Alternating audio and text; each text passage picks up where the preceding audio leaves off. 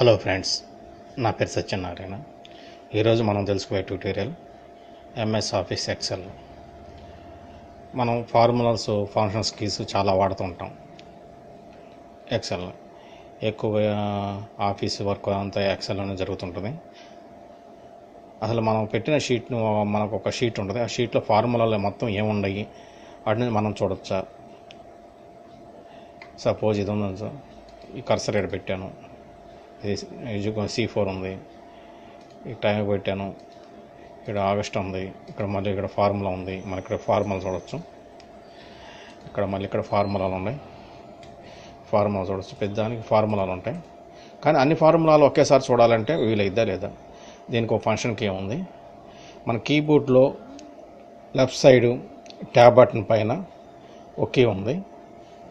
ఆ కీని మనం ప్రెస్ చేస్తే మొత్తం ఆల్ ఏమేమి ఫంక్షన్ కీస్ ఇచ్చాము, ఏమేమి ఫార్ములాలు పెట్టాము మొత్తం డిస్ప్లే చూడవచ్చు. మనకి కీబోర్డ్లో కంట్రోల్ పట్టుకొని ఒకటి పక్కన లెఫ్ట్ సైడ్ ఒకటి పక్కన కూడా ఉంటుంది. అది దాన్ని ఆ కీని ప్రెస్ చేయడం ద్వారా మనకి ఫార్ములాస్ మొత్తం తెలుస్తాయి. ఒకసారి చూడండి, ఈ షీట్లో మొత్తం అన్ని ఫార్ములాసే ఉన్నాయి. మొత్తం అన్ని ఫార్ములాస్ మొత్తం మనకి విజువల్ వస్తున్నాయి.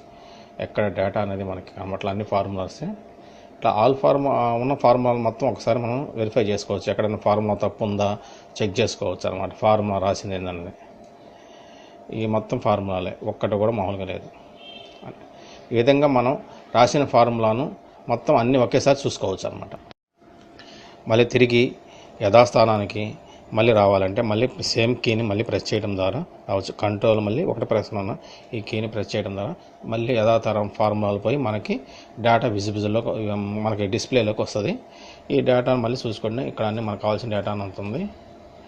ఇది ఇక్కడ మనం ఏదన్నా మళ్ళీ ఇనిషియల్ కీ మార్చినప్పుడు, ఈ లైన్ ఇనిషియల్ కీ అంటారు.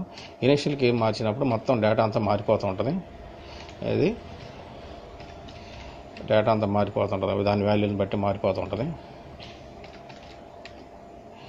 దాని వాల్యూ ఇక్కడ ఇచ్చిన ఇనిషియల్కి ఏది ఇచ్చామో దాని ప్రకారం ఈ ఫార్ములాలు మొత్తం ఫంక్షన్ పనిచేస్తుంటుంది.